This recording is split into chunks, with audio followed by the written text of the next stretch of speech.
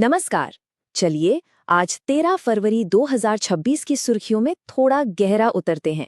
हम सिर्फ खबरें नहीं देखेंगे बल्कि ये समझने की कोशिश करेंगे कि कैसे सिर्फ एक दिन की घटनाएं भारत की तरक्की की एक बड़ी कहानी बयां कर सकती हैं।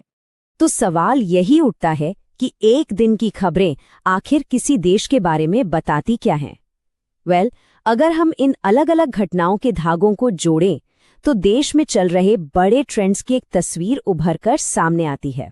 चलिए देखते हैं कैसे। ठीक है, तो आज के हमारे एजेंडे में है सबसे पहले इकोनॉमी की दुनिया से कुछ बड़ी खबरें, फिर देखेंगे कि कानून कैसे काम कर रहा है, उसके बाद बात करेंगे आम लोगों, पर्यावरण और उनकी रोजी रोटी की, फिर विज्ञान और विरासत की दुनिया में झांकेंगे और आखिर में एक फटाफट 60 सेकंड का रिकैप। तो चलिए शुरू करते हैं आर्थिक मोर्चे से। देखते हैं कि देश और दुनिया में पैसे और व्यापार को लेकर क्या चल रहा है। एक बहुत बड़ी खबर आ रही है भारत अमेरिका ट्रेड डील को लेकर। इसमें सबसे खास बात है टेक्सटाइल सेक्टर के लिए 0% टैरिफ, मतलब कोई टैक्स नहीं। लेकिन एक शर्त है, भारत को अमेरिकी कॉटन का इस्तेमाल करना होगा। अब सोचिए, ये उस इंडस्ट्री के लिए कितना बड़ा बूस्ट है जिससे 4.5 करोड़ से भी ज्यादा लोग जुड़े हुए हैं।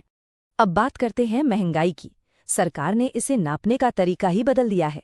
आप यहाँ देख सकते हैं पुराना सीपीआई बास्केट जिसका बेस ईयर 2012 था और नया बास्केट जिसका बेस ईयर अब 2024 है। नए बास्केट में अब डिजिटल खर्च और सर्विसेज जैसी आज की जरूरी चीजों को ज्यादा तवज्जो दी गई है। तो अब पहले की 299 चीजों के बजाय 358 आइटम्स की कीमतों पर नजर रखी जाएगी और इसमें 50 अलग अलग तरह की सर्विसेज भी शामिल हैं। इसका सीधा सा मतलब ये है कि अब महंगाई के जो आंकड़े आएंगे वो हमारे असल खर्चों के ज्यादा करीब होंगे।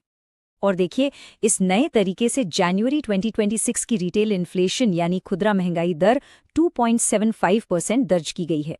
ये जो ज्यादा सटीक आंकड़ा है ना, ये रिजर्व बैंक को सही पॉलिसी बनाने में बहुत मदद करता है, जिसका असर हम सब पर पड़ता है। चलिए अब दूसरे हिस्से पर आते हैं और देखते हैं कि कानून और अदालतें हमारे समाज और शासन के नियमों को कैसे नया आकार दे रही हैं। सुप्रीम कोर्ट का ये बयान देखिए। अरावली एक अंतर्राज्यीय पारिस्थितिक संपत्ति है। ये सिर्फ एक लाइन नहीं, एक बहुत बड़ा फैसला है। कोर्ट ने साफ कर दिया है कि जब तक एक्सपर्ट्स ये तय नहीं कर लेते कि अरावली रेंज का सही दायरा क्या है, तब तक वहां किसी भी तरह के कंस्ट्रक्शन पर रोक रहेगी। ये पर्यावरण को बचाने में न्यायपालिका का एक मजबूत कदम है। अगला मामला पुलिस की सबसे बड़े पद यानी डीजीपी की नियुक्ति से जुड़ा है। सुप्रीम कोर्ट ने एक प्रक्रिया तय की है, जैसा कि आप यहाँ देख सकते हैं। ये इसलिए ताकि नियुक्तियां पारदर्शी हों और राज्यों के अधिकारों का भी सम्मान हो। ये हमारे फेडरल स्ट्रक्चर को मजबूत करने वाला फैसला है। अच्छा, एक और बहस चल रही है अदालतों में पेंडिंग केस के बोझ को कम करने के लिए रिटायर्ड जजों को वापस नियुक्त करने की। लेकिन इस पर इलाहाबाद हाईकोर्ट बार एसोसिएशन ने आपत्ति जताई है। तो यहाँ एक तरफ है काम जल्दी निपटाने की जरूरत और दूसरी तरफ है न्यायिक स्वतंत्रता का सिद्धांत। ये एक दिलचस्प बहस है। और हाँ, पुराने क्रिमिनल कानूनों की जगह अब नए कानून आ गए हैं। जैसे पुरानी सीआरपीसी की जगह अब भारतीय नागरिक सुरक्षा संहिता यानी बीएनएसएस ने ले ली है और इसका असर भी दिखने लगा है। इसी नए कानून का इस्तेमाल करके जम्मू में स्पा को रेगुलेट करने के लिए नियम बनाए गए हैं। अब अपना फोकस शिफ्ट करते हैं उन चीजों पर जिनका सीधा असर हम पर, आप पर, हमारे पर्यावरण पर और हमारी रोजी रोटी पर पड़ता है। पर्यावरण के लिहाज से एक बहुत जरूरी कदम उठाया गया है। सरकार ने कचरा मैनेजमेंट के नए नियम लागू किए हैं। ये डोनट चार्ट देखिए। अब से हर घर को कचरा 4 हिस्सों में अलग अलग करना होगा: गीला, सूखा, सैनिटरी और स्पेशल वेस्ट। मकसद साफ है, लैंडफिल पर बोझ कम करना और रिसाइकलिंग को बढ़ावा देना। अब जरा इस एक नंबर पर ध्यान दीजिए, 66 रुपए। ये छत्तीसगढ़ में मिड डे मील बनाने वाले एक रसोइये की एक दिन की औसत कमाई है, सिर्फ 66 रुपए। ये आंकड़ा उनकी पूरी कहानी समझने के लिए काफी है। और इसी वजह से ये कार्यकर्ता विरोध कर रहे हैं। उनकी मांगे भी बिल्कुल सीधी हैं। उन्हें कलेक्टर रेट के हिसाब से वेतन मिले, उन्हें फुल टाइम कर्मचारी माना जाए और उन्हें सोशल सिक्योरिटी का फायदा मिले। ये मामला सीधे सीधे सामाजिक न्याय से जुड़ा हुआ है। चलिए अब थोड़ा भविष्य की तरफ देखते हैं।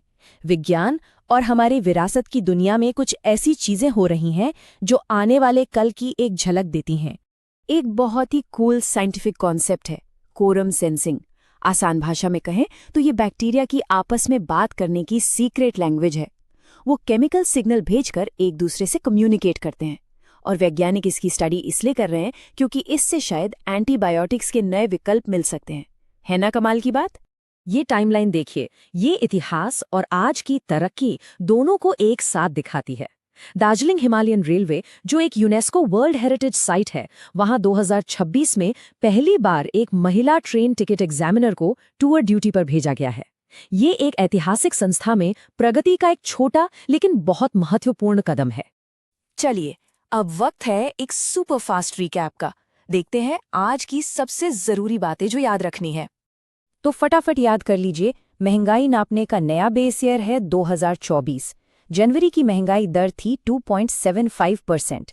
नए वेस्ट मैनेजमेंट रूल्स 2026 में आए हैं। पीएम पोषण स्कीम में केंद्र और राज्य का हिस्सा 60-40 का है। नया क्रिमिनल कोड बीएनएसएस अब सीआरपीसी की जगह ले चुका है और सुप्रीम कोर्ट के मुताबिक अरावली एक इंटरस्टेट इकोलॉजिकल एसेट है।